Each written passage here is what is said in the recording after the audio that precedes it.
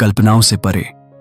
जब आप प्रकृति की गोद में खो जाते हैं तो आपको एहसास होता है कि हर पहाड़, हर नदी, हर झरना एक अद्भुत कहानी बुनता है। मासूमियत से बहते पानी की आवाज सुनिए, जैसे यह आपको विश्वास दिलाता है कि आगे बढ़ो, मैं यहां हूं। स्वर्ग के दरवाजे खोलते हुए सूरज की किरणें बादलों के बीच से झलकती हैं, मानो हमें नए दिन की आशा का संदेश दे रही हों। जब हम रंग बिरंगे फूलों की खिलखिलाहट को देखते हैं और पेड़ों की सरसराहट सुनते हैं तो यह प्रतीत होता है जैसे ब्रह्मांड हमें प्रेरित कर रहा हो। भजन 33 कहता है, यहोवा मेरा चरवाहा है, मुझे कुछ कमी ना होगी। यह संदेश हर घास की पत्ती, हर बहती हुई धारा में गूंज रहा है।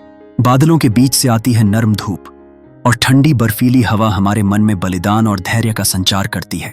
जैसे पक्षी सुनहरे आसमान पर उड़ान भरते हैं, हमें याद दिलाते हैं कि विश्वास के पंखों से हम भी अपनी सीमाओं को पार कर सकते हैं। यह इशारा है कि जो ईश्वर में विश्वास करता है वह ऊंचे उठेगा। यशायाह 40:31। प्रकृति की इस शानदार प्रदर्शनी में हम देखते हैं कि समुद्र की लहरें शांतिपूर्वक तट से मिलती हैं।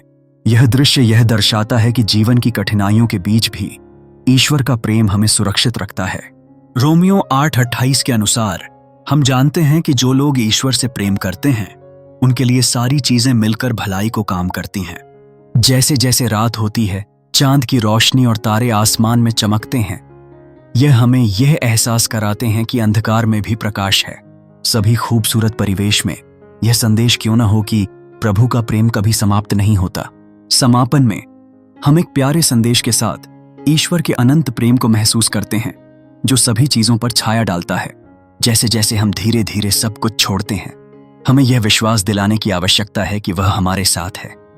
यह सब देखकर यह वीडियो न केवल हमें प्राकृतिक सौंदर्य का अनुभव कराता है बल्कि हमें प्रेरित करता है कि हम अपनी आस्था को मजबूत करें।